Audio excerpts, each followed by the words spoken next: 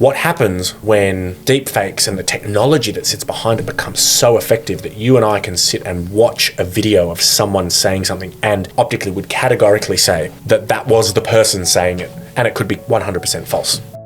Welcome to the second Renaissance, where we decode the rebirth of human creativity in a technology-driven world. In this second season, we explore how sustainability is elevating our human consciousness and catalyzing us to create within constraints.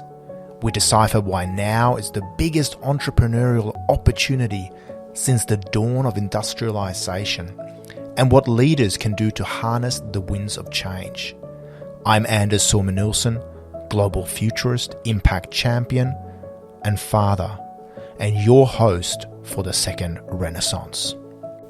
Today on the second Renaissance, I sit down for a deep and meaningful, over a sustainable Modus Operandi beer or two, with Dan Krigstein, the director of the Growth Intelligence Centre at Corp Australia.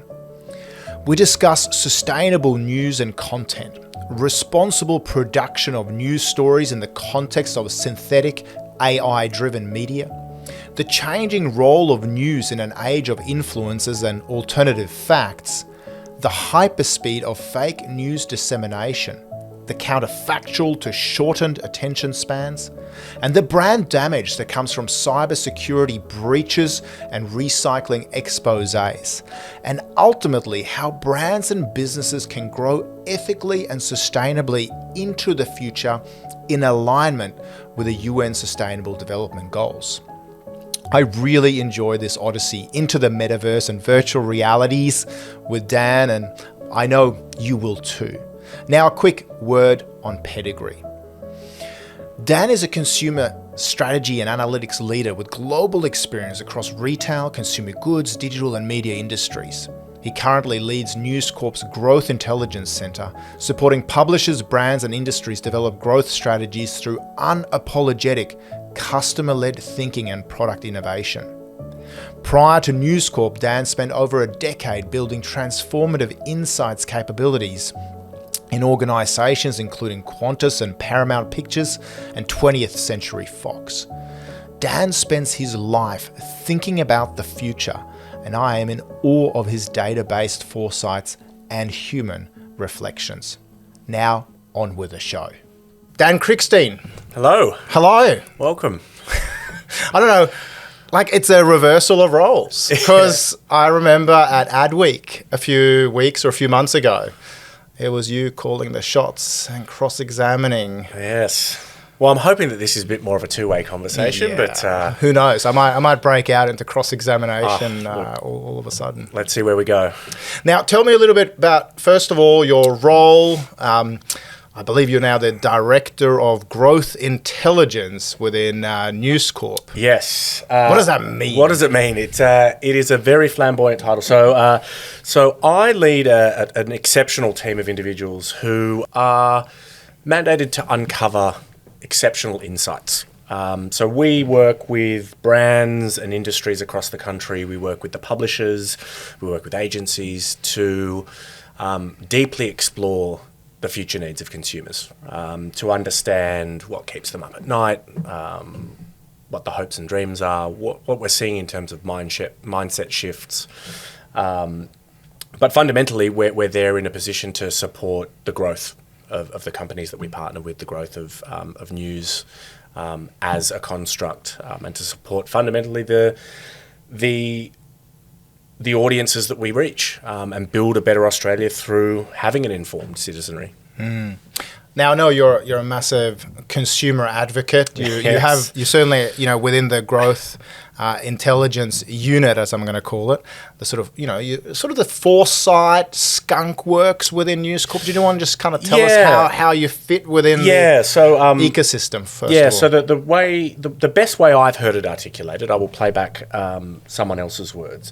If we were Samsung, you would have a multi-billion-dollar panel facility exploring foldable technology, what's over the horizon for consumer electronics.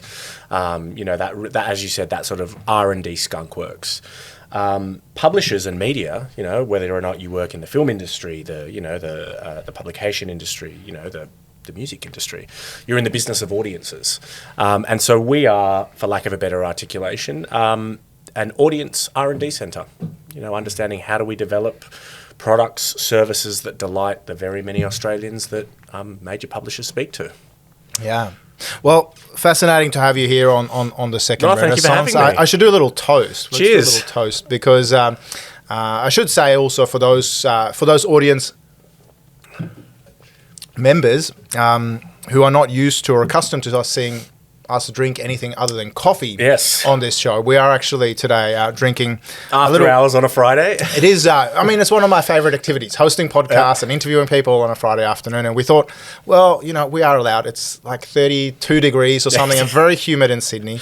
So we thought, well, let's go. Says the man wearing the sweatshirt. Exactly. It's very much on brand at the moment, but I'm trying to cool myself down here.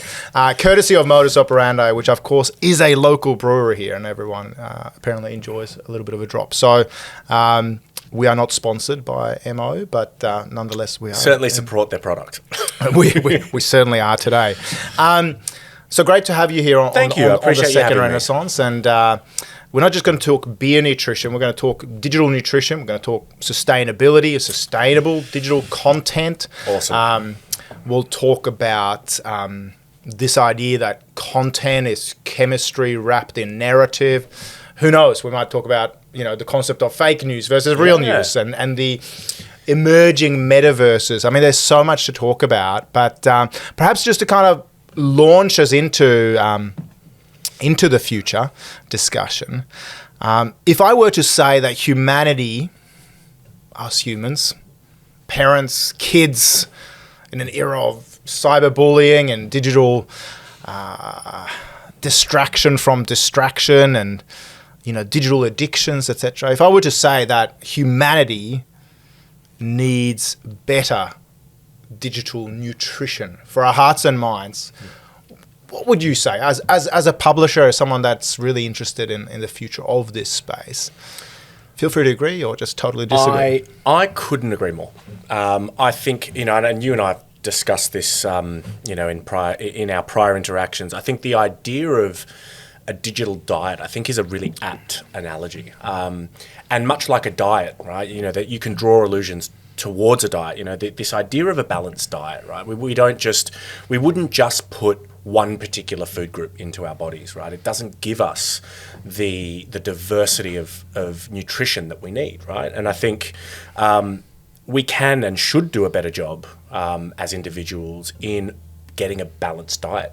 As it pertains to digital nutrition, I think it's a profoundly accurate analogy for what I think is becoming a real challenge particularly for younger audiences, where we see the impacts of what are really effective algorithms funneling us into what I would call high GI content, right? This idea, high GI versus low GI, the sugar hit that peaks really quickly and then comes off the boil.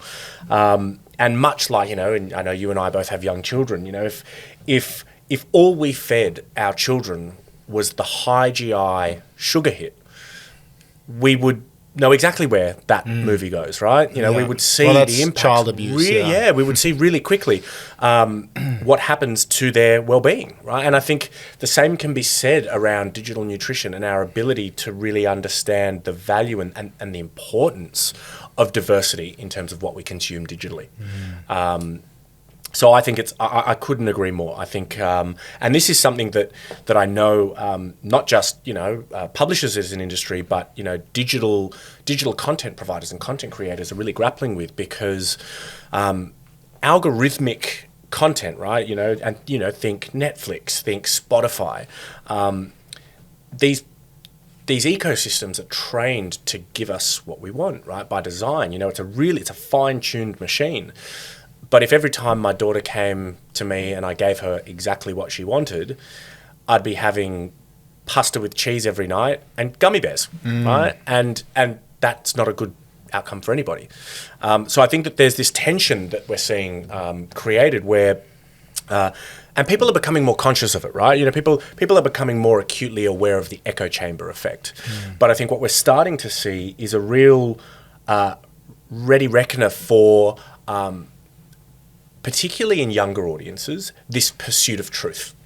And we see this manifest most beautifully within Generation Z, who are, staunch pursuers of truth. And they are amazing consumers of information because they've grown up in an ecology where information has been at their fingertips. So compared to their millennial or their Gen X counterparts, their ability to synthesize depths of information rapidly is meaningfully greater than millennials and Gen X. And so when you're faced with this idea of, well, these are the perspectives that I'm seeking, but how do I maintain and how do I dance this tension between going deep down the dark rabbit hole for content that an algorithm knows I'm going to align with and knows that I'm going to associate closely with, and it's going to elicit the reaction that it knows that I want, versus that sort of serendipitous exploration and serendipitous discovery of perspectives or framings that might be adjacent or polarized to what I might hold. Where that tension isn't really well managed, we start to see really, really unfortunate outcomes. And we're seeing this globally, where people are getting further and further down the garden path of exclusively listening to things that confirm or affirm their perspectives. And I mean, this is well known, right? Confirmation bias. Yep. And our sort of affinity towards, and aligning towards things that confirm what we think that we believe. So I think, to a very long-winded answer to your question, but I think that this is the tough nut for us to crack as a populace, and I think what I'm hoping, a more balanced diet and a more balanced diet in terms of digital nutrition delivers us is this sort of rediscovery of the lost art of civil discourse, right? Discussing and stretching and exploring issues from all sides. So I'm sitting here nodding and confirming my bias to agree with you and engaging in civil discourse with you. But I guess just those reflections, they stir up these sort of reactive comments from the likes of Trump to say that, hey, if your awareness goes wider and if you've downloaded the Across the Aisle app that checks how much politically polarized content you're consuming just from one side across the aisle, and you get a little nudge to say, hey, have you considered these perspectives? Or even as I was on Spotify the other day, I got a little alert from Spotify saying that, I'd listened to 89 different sources for my podcasts.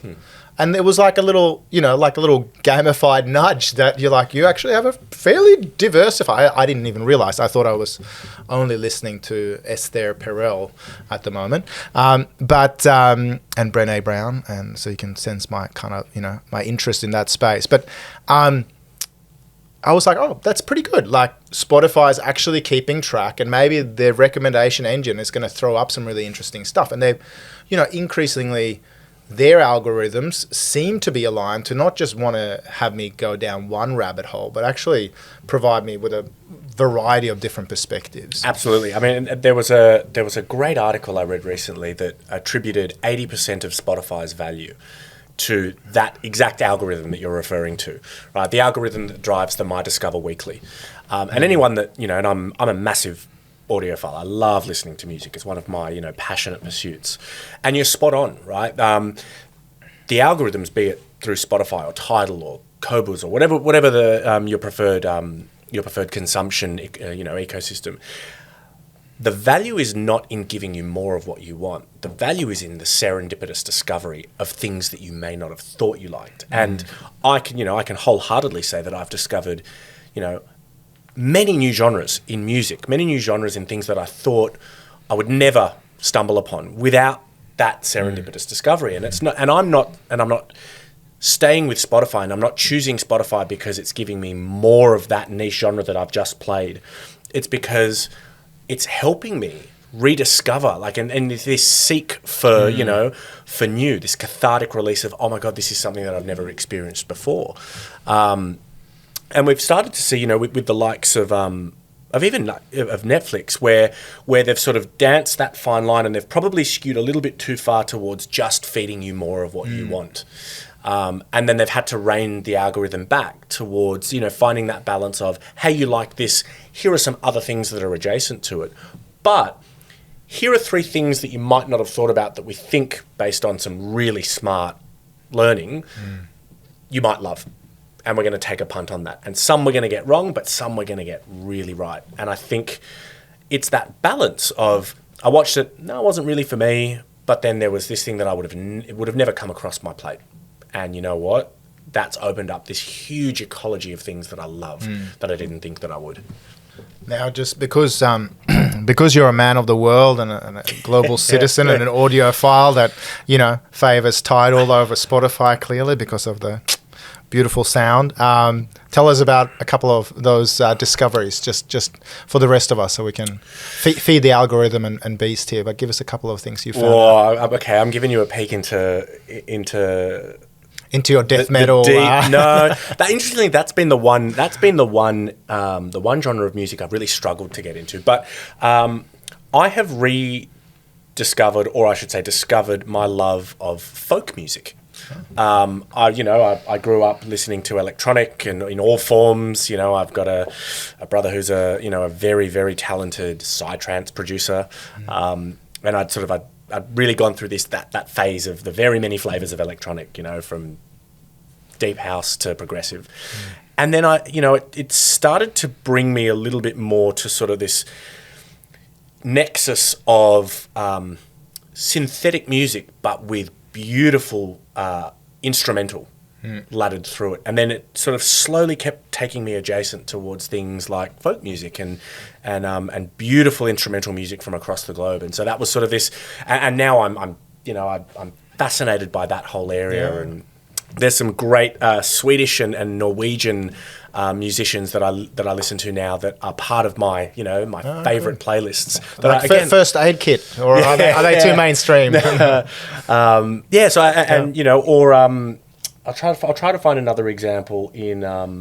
This will all be in the show notes, of course, because it's totally on point. I'm trying to think, in terms of something audio visual, but I've always loved documentaries, but even with documentaries are this amazing avenue for you to explore new areas of interest, right?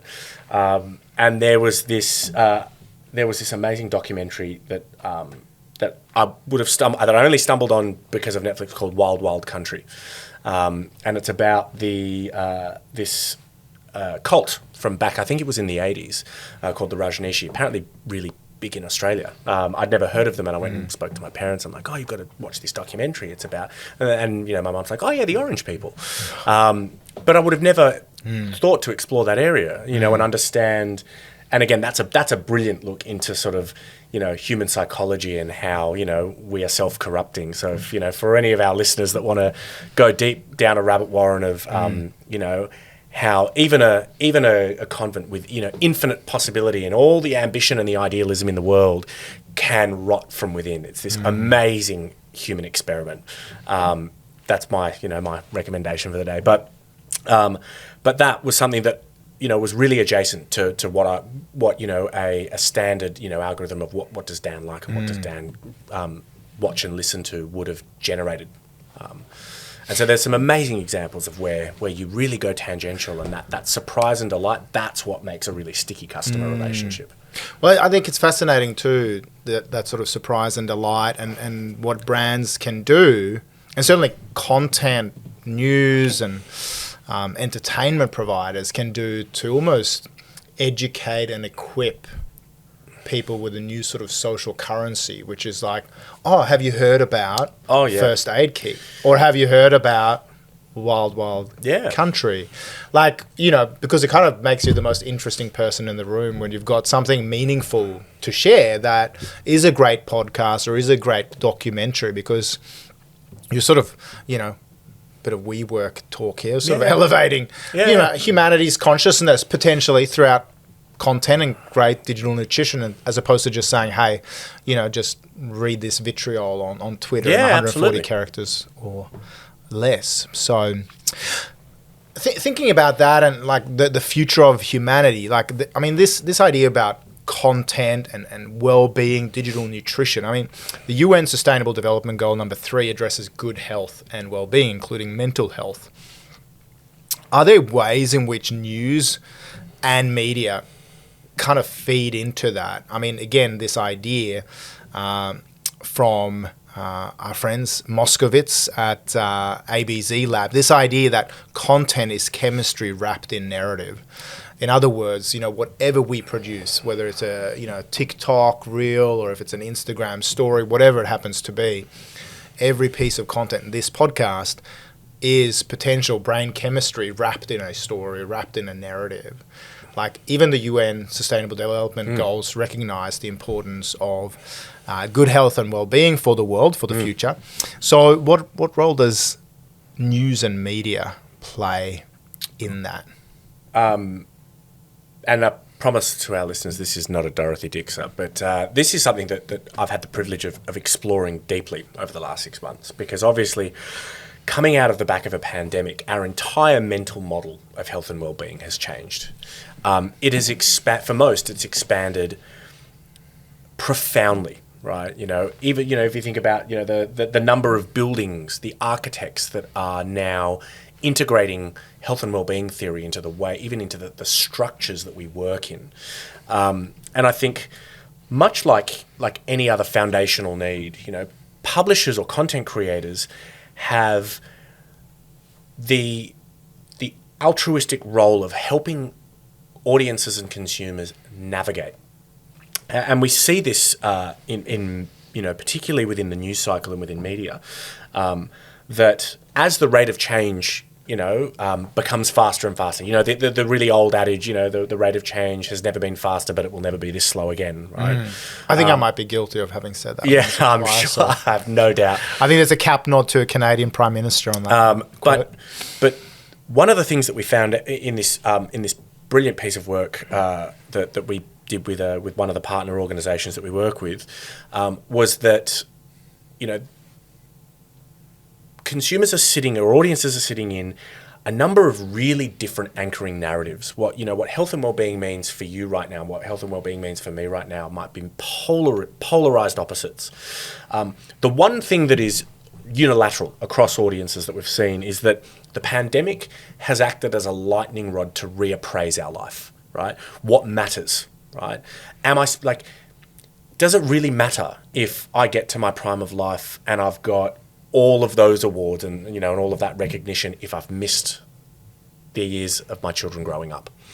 I think we've all, it's acted as a lightning rod in recognising first and foremost the critical importance of health and well-being in our broader framing of reality and our optimism and making us more resilient and more resolved in making the world a better place. Interestingly, I think the pandemic has done one other thing, which is it's made health and well-being everyone's problem. If we hark back to pre-pandemic years, health and well-being was a very individual pursuit, right? It was I want to work on my well-being. I'm going to go to the gym and I'm going to work out. I'm going to work on my mental health. It's for me and it's my problem and I'm going to do it. One of the most amazing transitions that I've seen through the pandemic, and there's an ocean of research on this, is that we've seen this. We've shifted from sort of an individualist framing of health and well-being to a collectivist one. And so, to your point earlier, that doesn't just mean like group. But group boot camps. No, but your well-being is my responsibility, and not only that, I have a fundamental role to play in your well-being. Right. So give me an example of that. Is that organisations promoting it, or like this collectivist idea? I think a really great way to articulate this is in the role of our leadership. Right. If you were to ask leaders of big teams over the last 2 years, how their time has been spent. Right, we go to the mighty pie chart, and you say, the last 2 years, what percentage of your time has been spent on supporting your team with compassion and empathy, and stepping into the role of counsellor, stepping into the role of friend, stepping into these roles that are probably a little bit adjacent for a lot of leaders. And if you were to compare that to the 2 years prior, right, I think that you would see a meaningful swing of the pendulum towards these roles that we have to play as leaders. We are obligated to play them.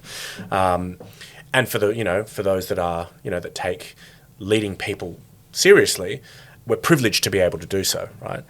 And so this, I think that there has been a reckoning and a real recognition of the role that I play in my team's well-being and the role that my leader plays in my well-being.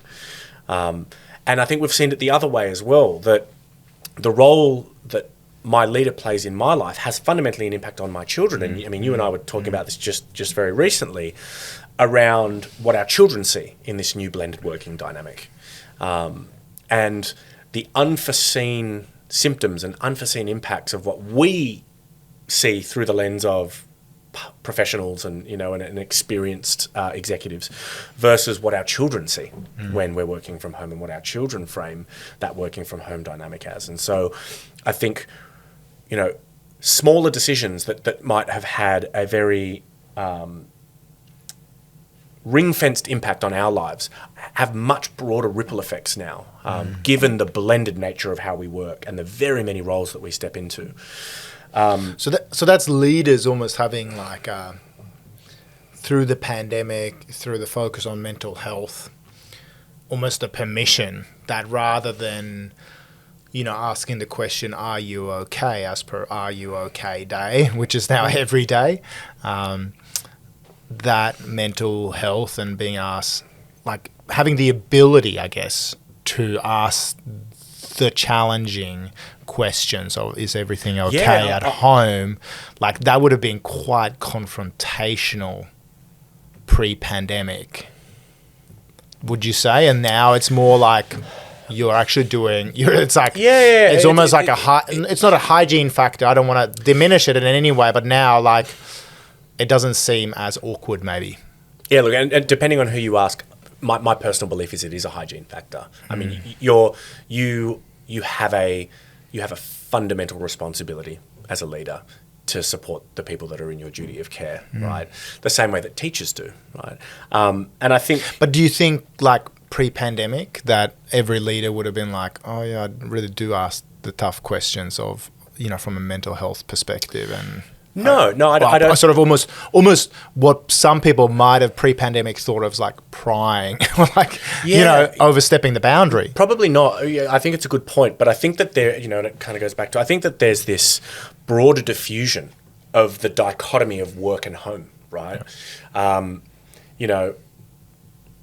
There are, one of the most amazing things about the pandemic, and there are not that many, but there are a few, there's always a silver lining, is that we have seen the humans behind the job titles, right? There is nothing better than seeing someone's young child run in and want to say hi to everybody on the Zoom call, right? And I think there's an amazing outcome of that, which is we see the people behind the output.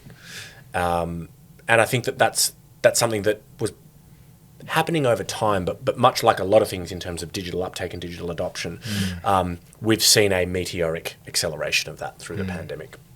And I think, to come back to the pointy question that you asked, I think publishers and content creators have a foundational role to play in helping people navigate these new mental models, particularly within health and wellbeing. Because one of the things that we found when we were looking at health and wellbeing, particularly the emotional tapestry of health and wellbeing, where are people sitting in terms of their framing of health and wellbeing in an emotional state, is that when you expand the mental model and you include financial wellbeing, emotional wellbeing, physical wellbeing, career wellbeing,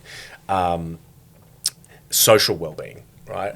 And all of those dimensions have been somewhat recalibrated or reappraised at the same time. People don't know what good looks like, and it's a deeply personal decision. And I'm not suggesting that there is one version of what good is, but your version, your version of what great looks like, and where does Anders want to be 5 years, 10 years, from now in terms of his health and well-being journey versus where does Dan want to be in 5 or 10 years is still something that we're kind of working with. I think we're still in that sort of clay phase of trying to mold what good looks like. Enter curated content. And again, that serendipitous discovery of what works for you, right? You might have an idea of the destination, but, if content or content creators can help someone discover meditation, or can help someone discover a new way for them to, if you're like me, to exercise without exercising, right? I found that through martial arts, right? But, all these emergent, areas of health and well-being for those early adopters that just want to explore new and just want to experience something that is emergent and feeds and nourishes their wanderlust in that health and well-being space. I think that we have an amazing role to play, and we're seeing that. I mean, you look at the success of Goop, right? Gwyneth Paltrow's health and well-being ecosystem, and that shows the level of investment and the level of lean-in that we're seeing from global populations into this space. Yeah, Goop is a great example. I mean, there's a number of, I guess, people who are playing in this space where you wouldn't have thought of them as a digital publisher necessarily. Like, I know at Adweek I shared the example of the Swedish bed designers and manufacturers Hästens, where if you've got to spare 40,000 euros that you want to spend on getting a proper night's sleep, you can do so, or spend $400,000 like Drake. Now that's not everyone's cup of tea. Not everyone has that kind of money, but I guess Hästens as a bed manufacturer at the very luxury end, and the tagline is "You don't know sleep until you've slept on a Hästens." So there you go. I think it's a great tagline. But they're also just going, hey, not everyone's going to be able to afford this. So what's the digital ecosystem we can create? So they've got their apps. They've got meditation apps. They've got Finnish symposias playing music that we can get for free. Yep.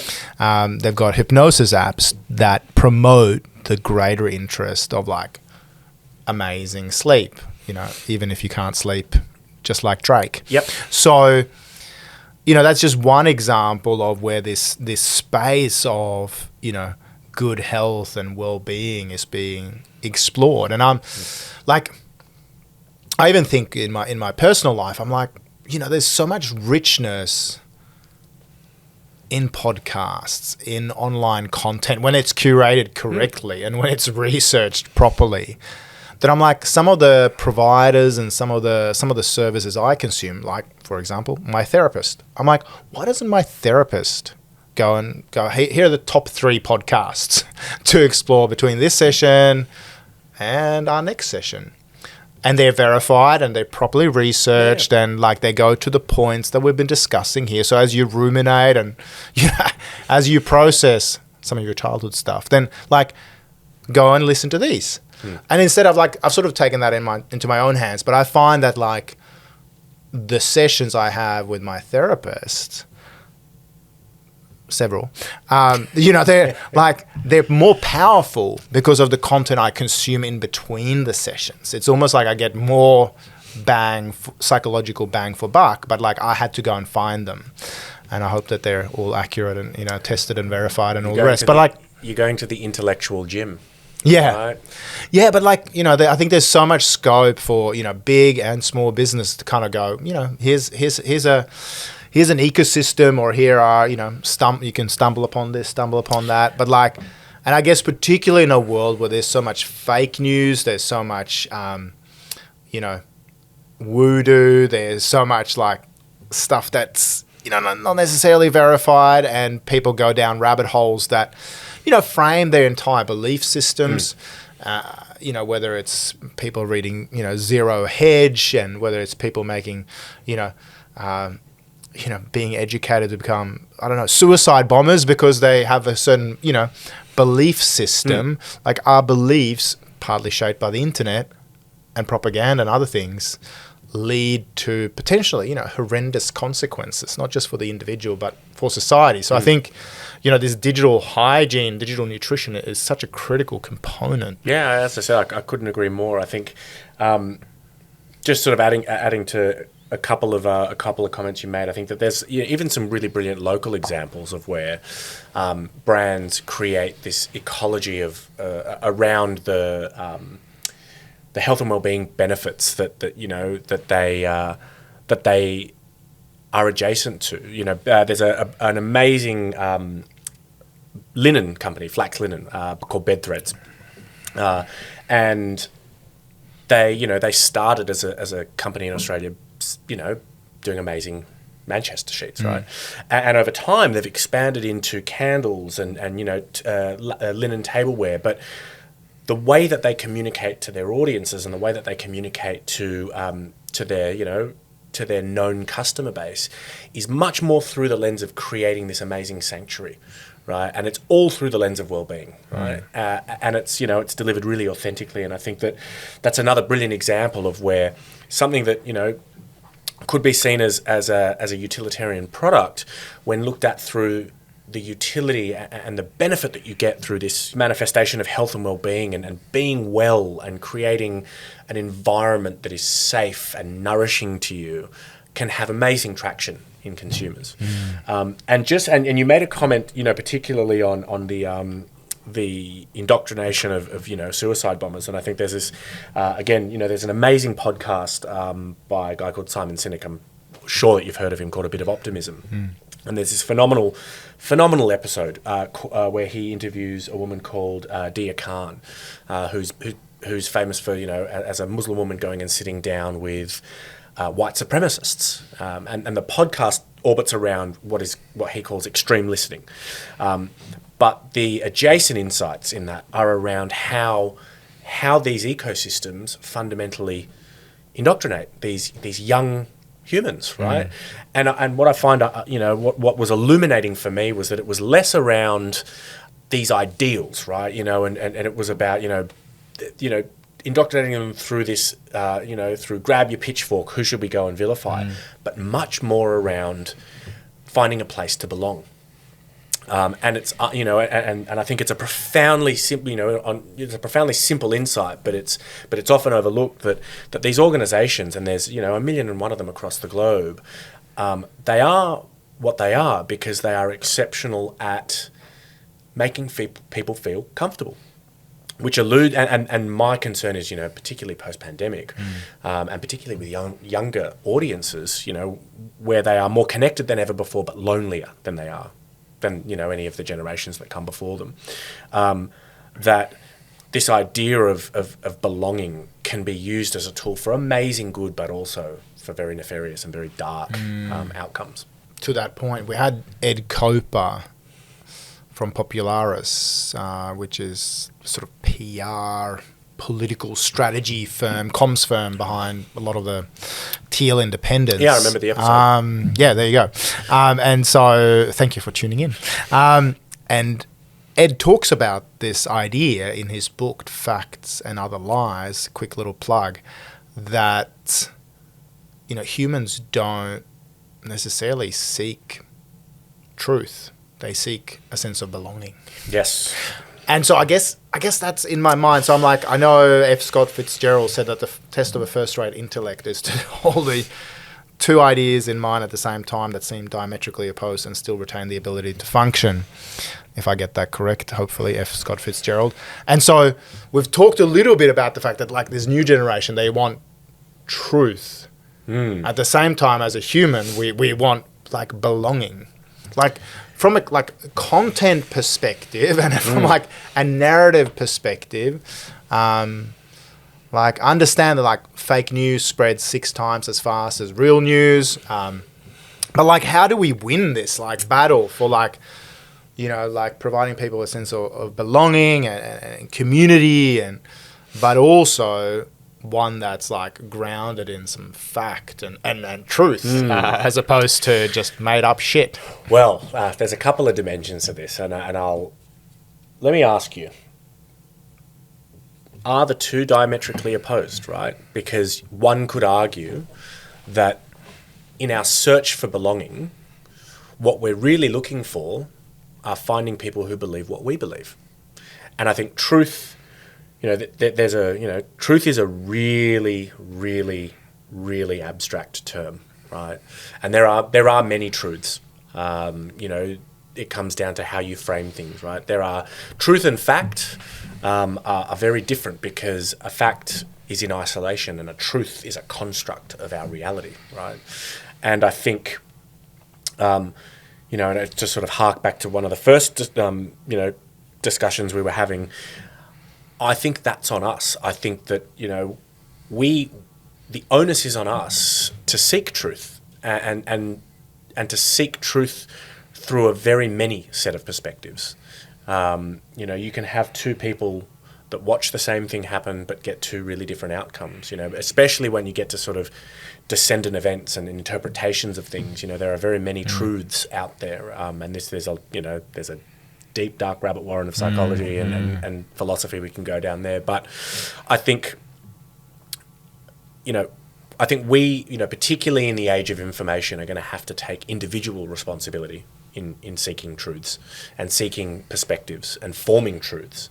And I think, the risk is if we don't invest sufficiently, then you're right? Then it's just about the first perspective, and the risk is we go too quickly to an answer without understanding all of the perspectives. And interestingly, this is something that I've that I actively have tried to do. About a year ago, every year I try to challenge myself in a really abstract and probably useless way. And for the last year, I've really tried to consume more content and more perspective that optically would be polarized to my own, right? Things like really trying to understand the arguments for pro-gun, right? For pro-gun rights, where I would be genuinely diametrically opposed to munitions, or things like Trump. You mentioned Trump, right? And really trying to understand the other side of the coin, because it's very easy for me to sit here from my perspective and say that I'm categorical in my understanding of the man and how he got where he got, and how the US has gotten to where the US has gotten off the back of the Trump presidency. It takes a lot more stomach and a lot more intellectual curiosity to really sit down and try to understand the other side of the coin and understand where the common ground is versus the polarized perspective. And so I think, unfortunately, there's not a rod for our back on this one. I think, and this is the thing. This genuinely keeps me up at night. I've got young children who knows what the information flow is going to be by the time they are adolescent, and they are synthesizing more information than I could possibly consider. And how do I put it on them, right? I think that it all comes back to our personal responsibility. There's no framework that's going to fix this problem of fake news. And I think, unfortunately, with in the age of deep fakes, it's going to become more and more challenging for us to tell truth from mistruth, right? Particularly visually, right? I think, at the moment, the news versus fake news ecology sits in sort of text-based or audio-based contexts. What happens when deep fakes and the technology that sits behind it becomes so effective that you and I can sit and watch a video of someone saying something, and you and I optically would categorically say that was the person saying it, and it could be 100% false. And then how do we know? How do we put the mental procedures in place to litigate that, to always come with a healthy level of skepticism, and to seek before, to really seek to understand before we form our opinion. And also, I mean, just think in terms of like content production and I mean, really, you're just invited to the studio here so we can capture a lot of, facial movements and all the rest, so we can, spread some fake news. No, but like, it's that content beast and feeding the beast that actually sits at the core of all of this synthetic media as well, whether it's manipulating Barack Obama's words or Putin's words, I was at a cybersecurity event a couple of weeks back, and I used this example because everyone was very, very focused on the Optus breach and the Medibank breach, and people concerned for their privacy. And I was like, yeah, but like, for sure, consumers will, certainly the conscious consumers, very conscious of their data being used and how long it should be, looked after and before it's deleted and all the rest. By the way, even though I'm not a Medibank customer anymore, once upon a time as a student I was, and I got the email saying, hey, your data, even as a non-customer, because you opted to go for another insurer many, many years ago. Yeah, we've held your data for 20 years. Yeah, and I'm like, why on earth? And they're like, we're trying to be, customer-centric by being data-centric. But I often talk about the fact that, we can hack narratives. We can manipulate. We can make Putin speak English. Like has happened via several news media who've just sort of made the point that they can, manipulate via synthetic media and deep fakes what someone says in a very convincing, Russian accent in English.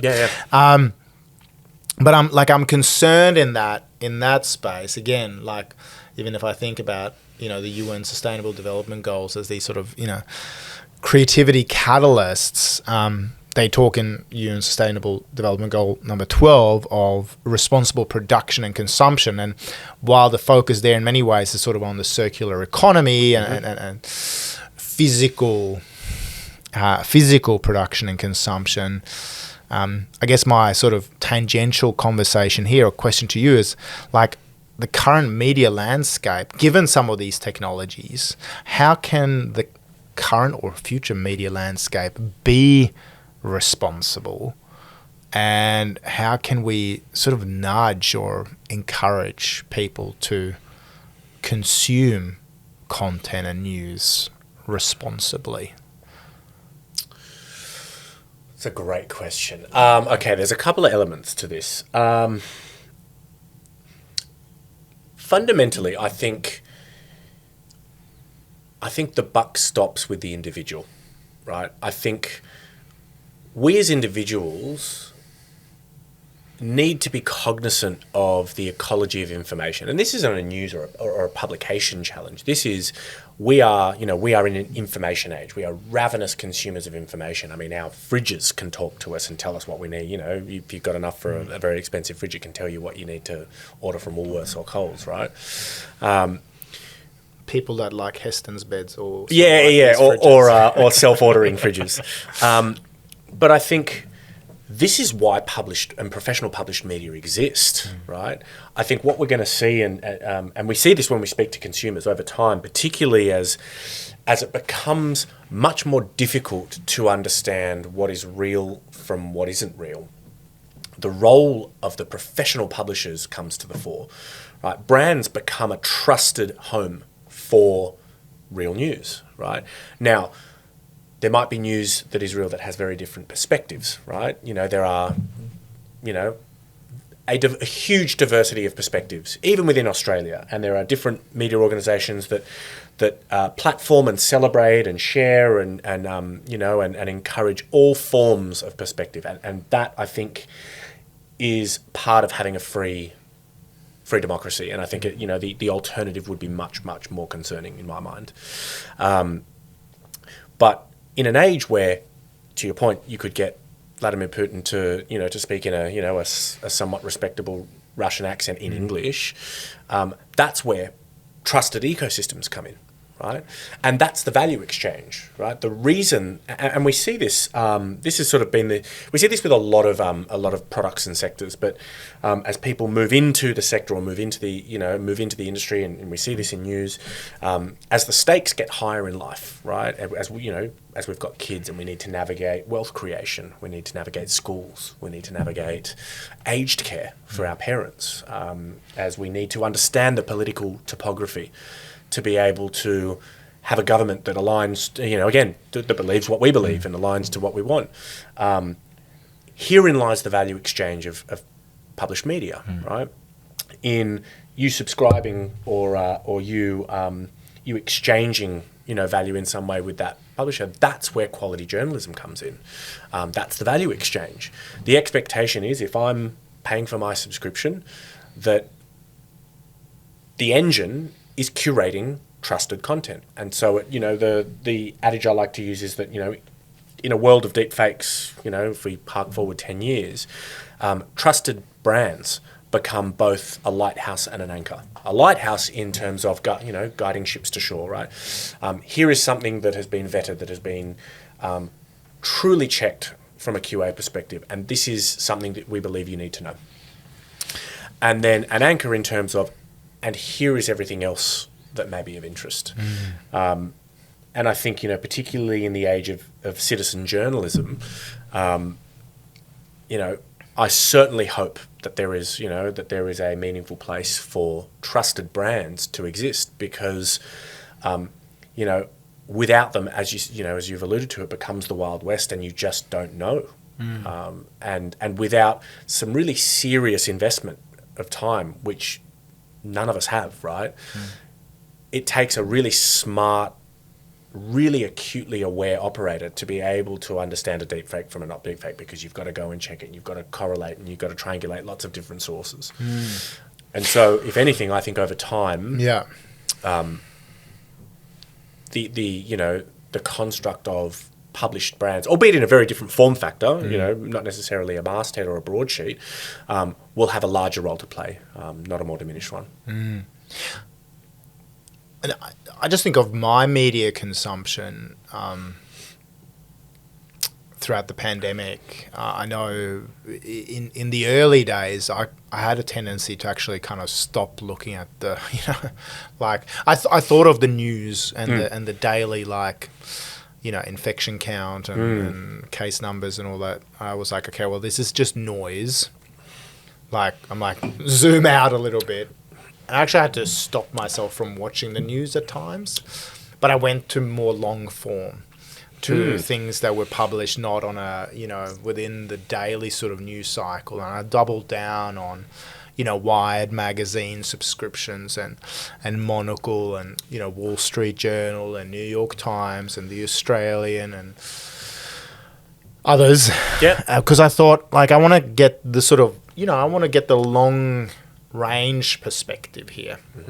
I think of sometimes news, once upon a time I used to be a research assistant to a trader in the forex market, and he said sometimes markets are like fractal, you can trade every minute, or you can the powerful thing is what are the mega trends that over time will help you. You're not going to be as busy, and you're not going to be in your sort of reactive lizard mind a lot, but you can make it's kind of like trader versus investor. What's the longer term perspective here? Low GI, high GI. Yeah, that's it. And so I guess I'm thinking about content and frequently whether it's Meta, Facebook, as we formerly knew them, and a variety of other platforms. They sort of measure the view as 3 seconds or and then the goldfish paradox. Yeah, and then at the same time, as Mike Handley, one of our other guests, formerly the digital editor of the World Economic Forum, said recently, he said, the average time that people spent on television or via digital news media watching someone stand in line, virtually static, waiting, at the Queen's funeral, was 17 minutes. So not only are people spending inordinate amounts of time waiting in line to say farewell, rest in peace to the Queen, but here in Australia and elsewhere, people are watching it and just sitting there watching people stand in line. I mean, I couldn't, like, for me, it's like, hopefully no disrespect here, but like that's like watching paint dry. And yet people were, watching this phenomenon in a way that certainly wasn't, it wasn't a real, it wasn't a 10-second or even a 3-second story. There's like, are we underestimating the capability of humans to actually pay attention? Yes. And there's more to that. I'm being facetious by just saying yes. I think we often get caught up, in my opinion, we get caught up on headline metrics that are taken out of context. So there's absolutely no doubt that there are certain ecosystems where the average attention span or the way that they are structured alludes to a 3-second interaction. But to your point, right, I mean, the 17 minutes for the Queen's funeral, that's, we've rediscovered the lost art of captivated attention, right? And I think what we're going to start to see is very much a horses for courses consumption universe. There are going to be certain ecosystems that are short form, right? Bite-sized, snackable, what I want, where I want. There's going to be certain ecosystems that are inherently social, to what you alluded to earlier, that really draw on the social currency and the shareability of content. But then there are going to be sources where people go for what is a slower burn, low GI consumption experience. And, certainly when the stakes get raised, right?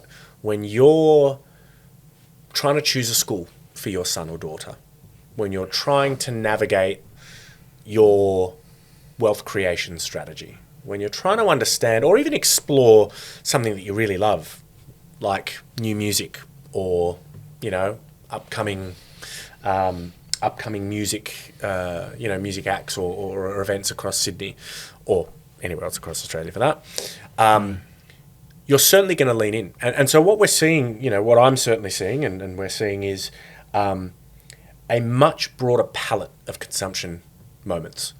For every consumer and for every audience member that loves the snackable moment between moments, the digital all-you-can-eat buffet, that ability for ubiquitous access for whatever format I want when I want it in the moment that I've got. We have just as many that are gravitating towards the ritual and ceremony of it. The 2-hour ceremony of, grabbing your cup of coffee, sitting in your sunroom on the weekend. We are, and it's every industry. It's I don't think it's just a media phenomenon, but every industry, the risk is that you become really myopic, right? That you invest so much time focusing on the product or the service that you're trying to deliver in pursuit of delighting your customers that you forget that you can only see a subset of the whole picture. And then we see, a stat come out, from a company that might be in growth or for a company that might be gaining share because they're responding to an adjacent need that, your product or service might not. And we look at that and we go, well, that's growing and that's short form snackable content. We go, and industries go, all right, let's pile on that. Yeah. Right. And we're seeing more and more that actually that's not necessarily the case. We've seen video content in ecosystems that have had meteoric success and growth not resonate quite as well because the consumer proposition is text and audio heavy, or it's long form to your point, right? And so I think respecting that information consumption is a deeply personal, incredibly fluid and incredibly diverse component of our lives allows for every type and taste and texture to exist. And the risk is that you funnel too quickly to one thing and we starve consumers of things that might be delighting them on other consumption occasions. Yeah, because that, again, like that digital nutrition mix. Back to a balanced diet. Yeah, chunks, length, depth, clickbait versus, war and peace. I mean, I think it's all really relevant. I mean, the format that's also been emergent for a number of years now is this idea of, citizen journalism. We've got influencers and, as you said, in the wealth creation space, finfluencers. There's TikTok psychologists, there's citizen journalists, but there's also people producing pretty deep and meaningful podcasts. And I think of Serial, for example. Podcasts producing real societal or even justice outcomes, like Adnan Syed, who was, the protagonist on I think the first or second season of Serial. He's just been released in the United States, held not guilty for a crime he was convicted of 20 years ago. We've got here in Australia, closer to home, because of a podcast here, we've got Chris Dawson being convicted of a crime. Again, the podcast was there to, dig deeper than, other institutions were able to. I mean, an amazing outcome through, blood, sweat and tears in terms of uncovering the story that was beneath the story. Yeah. What are your thoughts on this? Because, obviously, the justice system is there. Now, they're obviously not doing a perfect job. But all of a sudden, with a roadcaster and some road mics and, journalists freelance journalists, etc., what does a democratization of the medium do? For better and for worse? Yeah. So I think you're alluding to sort of the changing role of news, so to speak, right? And I think the former, right, the role of teacher's pet. I mean, that is the foundational objective of the free press, right, and of dedicated journalism, right? It's amazing to see how outcomes, how profoundly impactful outcomes. A family will rest easier at night knowing that someone has been brought to justice, platforming the voices that are often overlooked, right? But I think, and the changing role of news is something that obviously I have the pleasure of exploring deeply and really, really stretching, the framework of news and what, where news is going in this, amazing evolution of information consumption. And we see a couple of things. The first is what I call a shift from yesterday's news to tomorrow's, right? If you think about news a few hundred years ago, the paper boy on the corner, we holding the broadsheet, that the Titanic had been sunk. The news historically was a lot more about what happened yesterday, right? What happened yesterday? What should you know? What should you care about? And here's a perspective. What we see more and more, or what our consumers and our audiences tell us more and more, is it is much more about help me navigate tomorrow. Help me make optimal decisions. Help me make, better choices in where my children should go to school, in how should I amass future financial well-being, in what should I do with my aging parents, in which government is going to align to the values, which to the values that I hold, and support the world that I want my children to inherit, right? So the first is, I think, the shift towards future facing, which I think is brilliant, right? It becomes much more navigatory and much less reflective. Then we see these emerging roles in terms of what we say, news not just being the news, right? There is a much, lowercase news. We see a much bigger role to play in terms of the articulation of our role from our consumers in things that you would not consider what I would call a hard news cycle: current affairs, breaking news, national, politics. We see a lot more around, three areas. Firstly, help me make better choices tomorrow. The second is be a catalyst for positive social change, right? And that has been around forever and a day in a more of a diffused respect. What we see now is that consumers and audiences are looking towards the media in terms of the role that we play towards delivering positive social change, building a better country, right? advocating for the issues that truly matter. And then the third, and this was most surprising, is for my own personal development and the role that media and news and content plays in making me the best version of myself and the best version that I can be for my parents, for my daughter, for my son, for my peers, for my team. And I think that's going to become more important over time as the newsroom, in the framework of what we think, diffuses, right? Because the reality is, and the best example of this is George Floyd, right? The newsroom that broke the story of George Floyd was the man or woman holding the phone at the time that he unfortunately died. That was the breaking news. And in an age of Twitter, albeit who knows where that road's going to lead, given everything that's happened recently. But in the age of democratized social media, breaking news spreads like wildfire.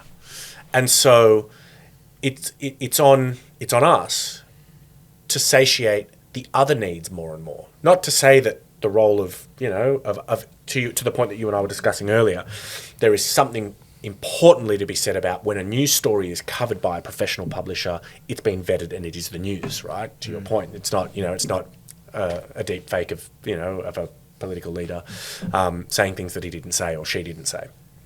But I think the role of news becomes much more expansive, and we see this in the language that young people use. News and entertainment are becoming much more co-located. If you're like me, and you love your music, or you're a petrol head, or you love to go out and eat food and drink great craft beer from the local providers on the northern beaches. Keeping up to date on those things is news, right? What are the new craft breweries?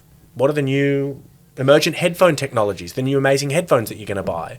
What's the new Formula One team that's going to join in 2025? That's equally news, as is what happened yesterday, what are the decisions you're going to make today, and how do you make better decisions tomorrow. Fascinating. I mean, and then in this age, even instant gratification is too slow, yet we are more future leaning. As a futurist, I would ask the question, why on earth would it be any other way, right? And I mean, it almost sounds like, news and publishing platforms are almost becoming this sort of, in the context, I guess, of digital nutrition, almost this sort of personal development platform where, certainly the content might be a little bit more highbrow than some of the, like a Tony Robbins, but it's becoming this space where that is so deeply informative about how people can make other decisions today to create a better climate, a better climate proofing their houses and their careers, and in an age of robotics and AI, what kind of jobs should your kids to be thinking about? Your digital nutritionist, right? And I couldn't agree more. And I think we see this across the globe, right? The role of content becoming much more navigatory and much more expansive. I think of this idea of politicians who are often making big promises about the future. I mean, they're playing by certainly a different standard and a different sort of code of conduct compared to brands. I mean, brands that you represent and collaborate with, they cannot make certain claims, or they'll get into deep trouble if they're misrepresenting the truth. Politicians can make future promises sort of willy-nilly. I mean, they'll be kept to some kind of account, but it's not the same. Like they can, because they're talking about the future, or we'll commit this much to public school funding or whatever. I guess what I'm in this age where supply chains are becoming the story, where everyone's prodding and they want to know from farm to table, from producer to consumer, what is the life cycle of Daisy, the bistecca that we're about to consume, at the restaurant, like, is that verified and was she only grass-fed? Like, I'm thinking in terms of news and in terms of brands, what the implications are, because like I tried 2 days ago to go down to our friends at Woolworths here in Avalon Beach, because we take our soft plastic recycling there and have been doing so for the last few years, and because it's supposedly part of the circular economy, and you don't need to comment on this particular brand, but like I went back there with our soft plastics and they go, oh, we've stopped doing that. And they were very iffy about it in the shop. They're like, oh, might return sometime in the future. And I was like, I'm just going to go online and just like, because I wanted to tweet about it, because I was like, Brad, Banducci, what's going on here? So I tweeted about it. I was like, oh, recycle fail. Took a picture of like, we might provide this service again in the future. But like, partly because it's an inconvenience. We've got soft plastics that are building up. We want to take them back and do the right thing by nature, by the environment. But also, there's this brand promise that we've been given that Woolworths will be the custodian. They will, and Coles too, by the way. They will take responsibility, even if it's not their soft plastic. They'll look after it. They'll turn it into, who knows, packaging or whatever else it is, and keep it out of the oceans. It turns out that like these soft plastics have just been stockpiled and not gone into the circular economy. They're not being recycled, upcycled, or repurposed.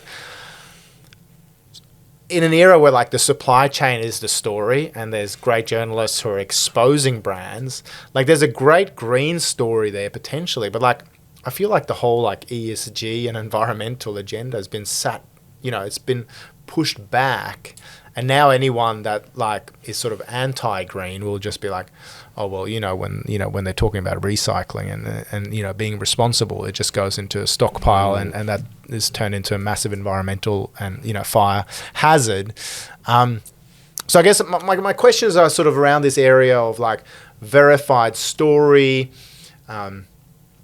Purpose-led brands, like what are the dangers, risks, and how does someone tell verified story from a brand perspective in a way that is authentic, where they're also limiting the kind of risks that obviously both Coles and Woolworths have had in their association with Red Cycle? You don't need to comment on the brands necessarily, just as a concept.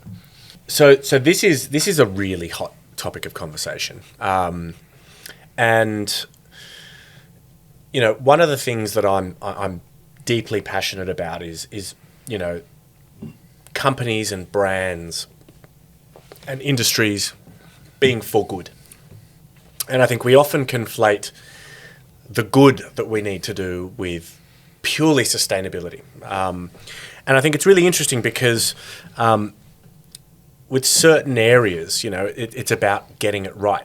So, with sustainability, and environmental, initiatives, it's the role that businesses have to play in getting it right. Whereas in data, for example, and we've seen this really recently play out, it's not necessarily all about getting it right. It's almost hygiene. You're expected as an enterprise or a brand to get it right.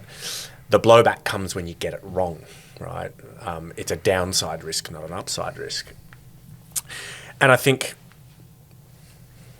to answer your question, what we can do to ensure that what shapes our opinion is verified is holding companies to account. I think, and it's amazing that consumers are becoming more and more acutely aware of greenwashing and purpose washing and virtue signaling, and the benefits to a business do not outweigh the costs if it's found out to be false. And I think that there's a lot of great work being put into sort of, B verification and, and making sure that people are externally and independently vetted for the good that they do. But I think, again, and I'm probably sounding like a broken record, it's on us as consumers. And I think that we're going to move more and more to an age of individual responsibility in making sure that the brands that we buy, right, are held to account, right? There is no stronger a message to an organization than talking with your wallet, right?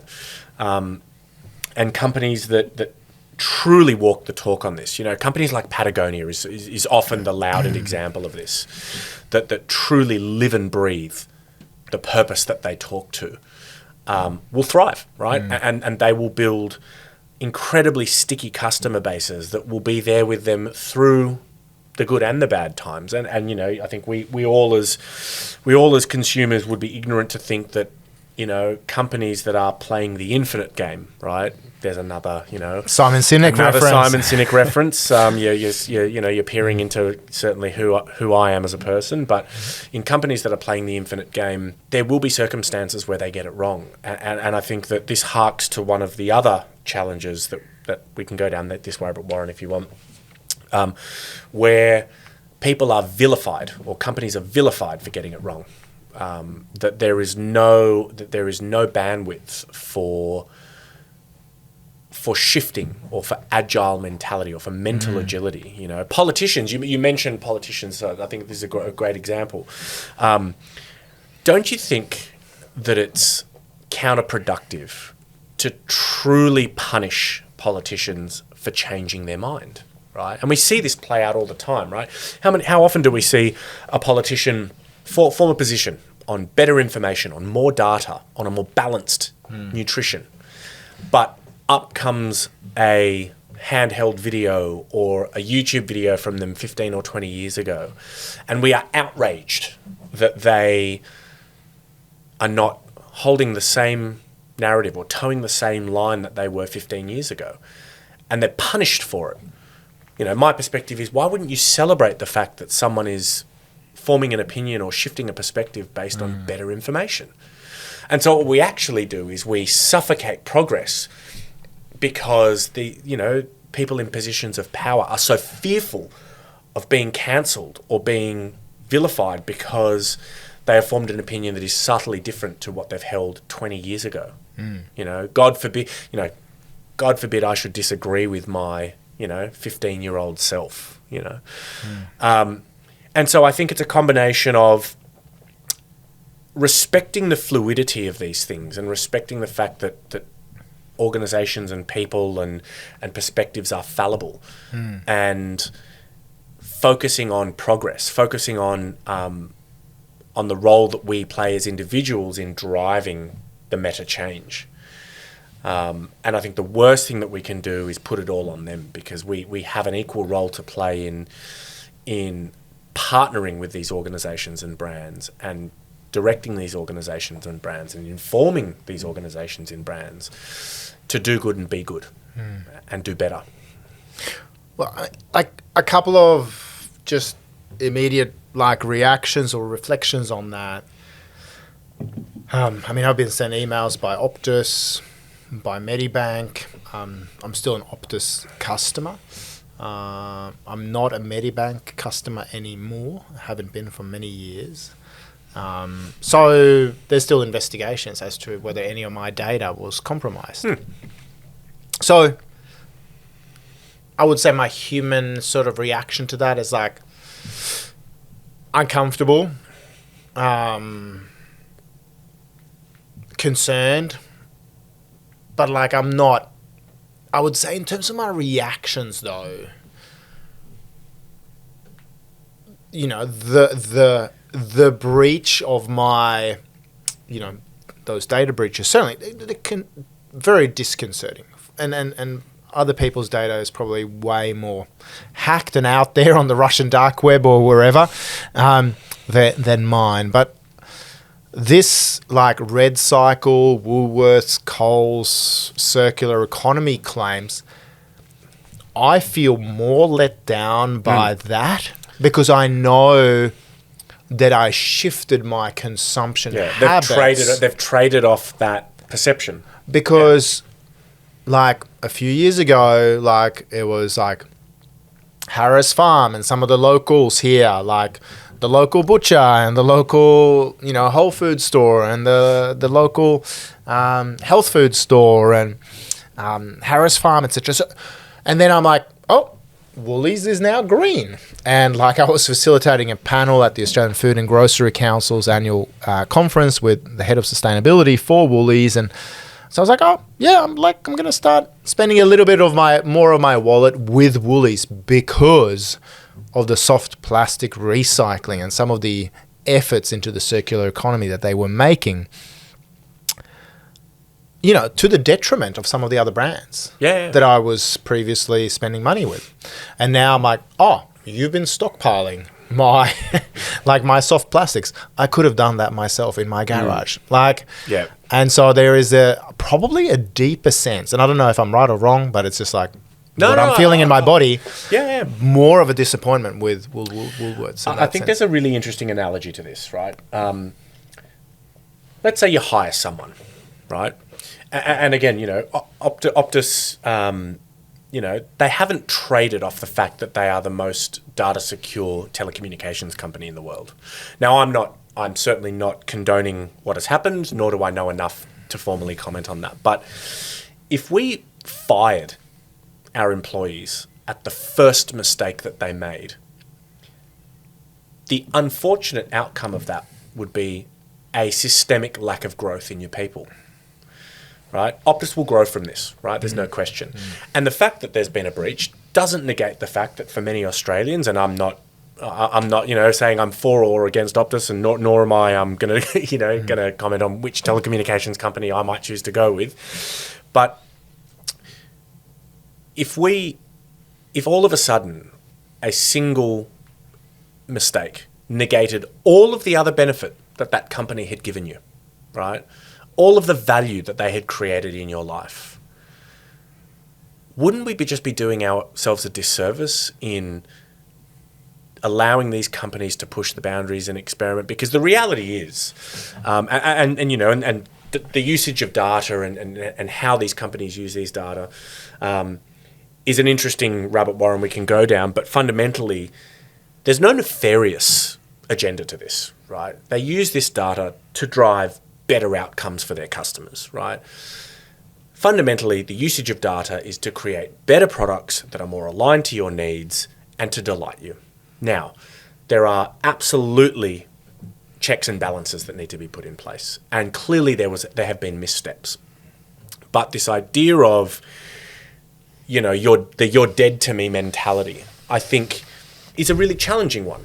And to your point, it's really different to if you hired an employee because they platformed themselves as a subject matter expert in a particular field or a particular software or a particular capability, right? And that's why you hired them, to your point.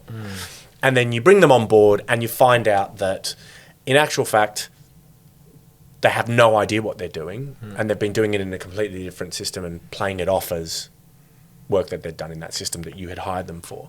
And I think they're two very different things, right? And one, I think you have every right to really be frustrated with the fact that you've made decisions on a framing or a way that they have been trading. The other is no question a misstep, but it hasn't been a driver for why they have, you know, it hasn't been a core part of their consumer value proposition. And look, there will probably be people that disagree with me on this, but I think this idea, this sort of binary between on or off, has no other impact except suffocating progress and suffocating progression and suffocating companies and brands and people doing better and in the pursuit of doing better. So don't worry, I will still be a Woolies customer and I'll still trade my data and still swipe my loyalty card there. But maybe I'll distribute my wallet or share a wallet a little bit differently because of this little setback. That is absolutely going to happen in my life. But I'm not dismissing them, and I think they will grow, as will Coles, as will Red Cycle. That was meant to do all this work because they'd sort of handed it off to a third party to handle it all, which again goes to the point of supply chains. You've got to be able to verify and to B Corp standards and certifications, you've got to be able to make sure that the people you work with are actually also doing a good job. Absolutely. And I think there is nothing more important, I think, than consumer-held accountability. Yeah. Right. And like we've talked, a little bit of politics there. We've talked about brands. verified story, truth. There's a quote that's often ascribed to John Maynard Keynes. If you go back through the internet, some people say he said it, some people said it came from another pundit.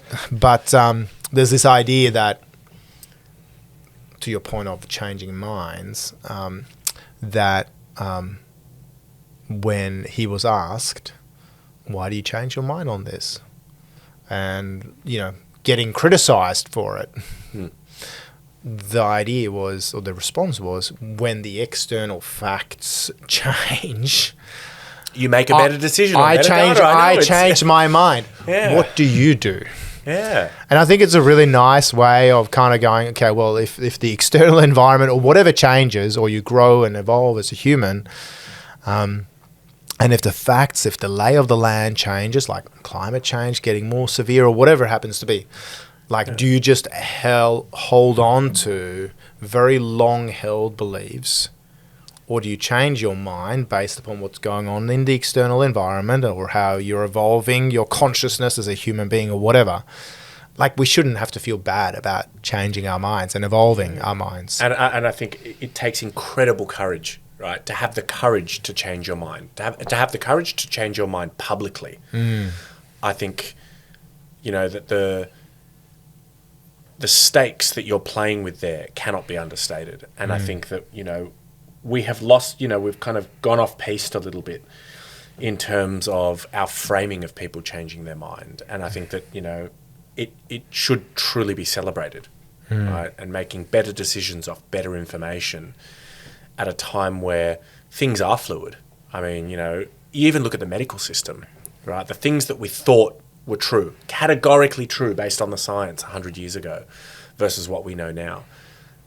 Could you imagine a world where, the sciences or the medical industry couldn't change its mind on better data? But in our political ecosystem or in our commercial ecosystem that you could argue have just as much of an impact on our lives, we don't hold the same mental agility. We're much more rigid, often to our own unfortunate, diminished outcomes. So I think we're kind of nearly into the end zone. You've had a great innings here, Dan. You work in growth intelligence, both figuratively, literally, metaphorically. Talking about rigidity, fluidity, expansion of minds, maybe changing of hearts, your own passions. How, given everything we've talked about, how do brands, people, teams actually grow intelligently into a better version of the future? It's a great question.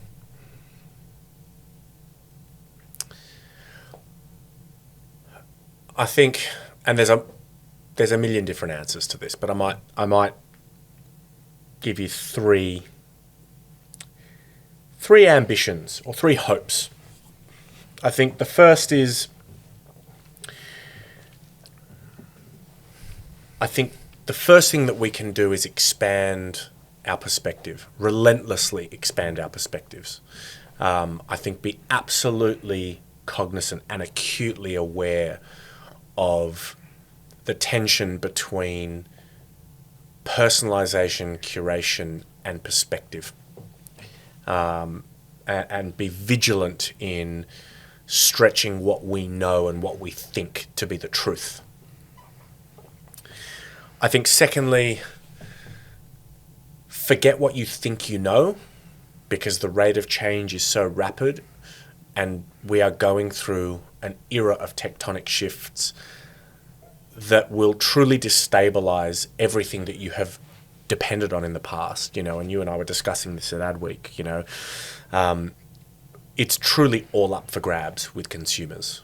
What you think you know about your consumers, what you think your consumers think about you and love about you and know and distaste about you may fundamentally change through something as transformative as a pandemic. And I think, to that point, getting incredibly close to your customers and fundamentally solving problems for them, because that's what we're in the business of. We are in the business of solving problems, right, for our customers. Doesn't matter what industry you're in. If you are not solving a customer problem, you are not going to be deemed an essential good or service. So really, truly getting close to your customers and staying close to them and recognizing that what you thought you knew yesterday will not hold water tomorrow.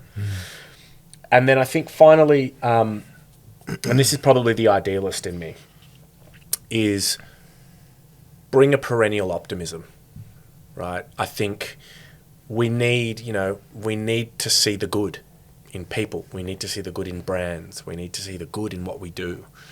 And when the going gets tough, it's easy to find a scapegoat to blame for the circumstances that we are in. And so I think, coming to the table with a sense of optimism and energizing optimism to bring your own momentum towards doing good and being good, I think is going to be critically important. And I'm going to add a fourth, even though I said it was three. And I think that this is sort of hopefully the thematic that's permeated through everything, which is the best thing that you can do for this world and the best thing that you can do in terms of growing intelligently is recognizing the role that you play in that growth. Depending on systems and processes and frameworks and legislation and governments is a false economy. And taking ownership for the decisions that we make, taking ownership for the information we consume, taking ownership for litigating the decisions and the information that we make, and taking personal responsibility, I think will deliver the most profound change. Because before you can be there for one another, you've got to be there for yourself. Very wise words. I was,